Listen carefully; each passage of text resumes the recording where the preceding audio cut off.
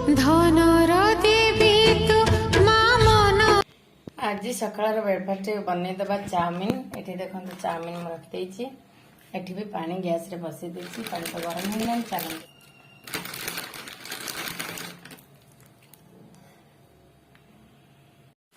Hello friends, मु welcome करछि पायल express आउ एक न्यू ब्लॉग को आपण मानको बहुत बहुत स्वागत। आपण माने केमती अछन निहाती भल थिबे।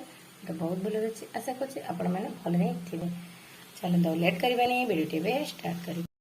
चाउमिन की देई सला परे मु एबे किछ लूण पके देबे। टिके तेल पके देबा काहेकि ना लागिबनी। चाउमिन गोटा गोटा ही हबो। तो तेल पके सला परे चलत टिके तेल ही पके देबा। तेल पके नेली तो किछि समय भाई हमें एबे किछि समय को सिजिबा को छाड़ देबा। चलो चाउमिन सिजिया पई छाड़ दे के एठी गाजर काटनी एठी प्याज एठी टमाटर एठी चाउमिन मसाला सोया सॉस और टमाटो सॉस। एबे चाउमिन की सब काढी नै जाईची। तो देखो केते गोटा गोटा हो जाए चाउमिन बढ़िया से सिझी जाइए। चलते एबे प्रस्तुत करदे। एबे कढ़े तेल दे सब पियाज गाजर टमाटर सब भल से भाजी नेली। मसला सब देदेगा चाउमिन। एबे पियाज गाजर सब भल से जरीगला। चलते एबे हम चाउमिन देदेगा।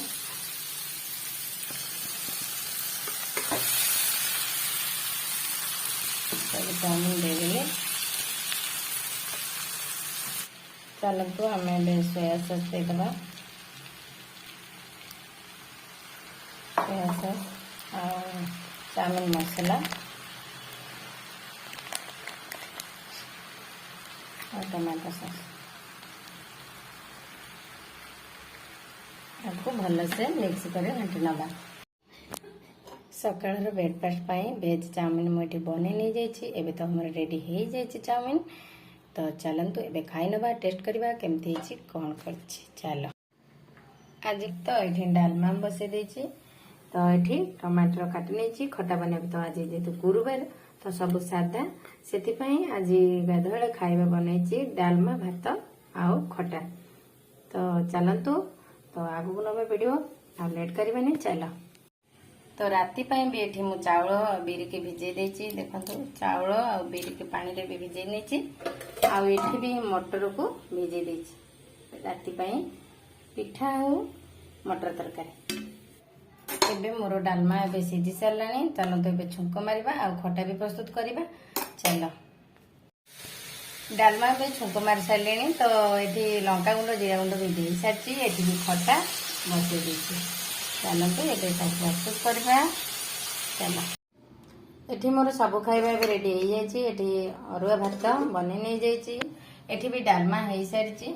एठी भी टमाटर खटा हो सारी। सब खाइबा एबे रेडी। चलते एबे खाई नबा। तो अलगा प्रोसेसिंग जीवा।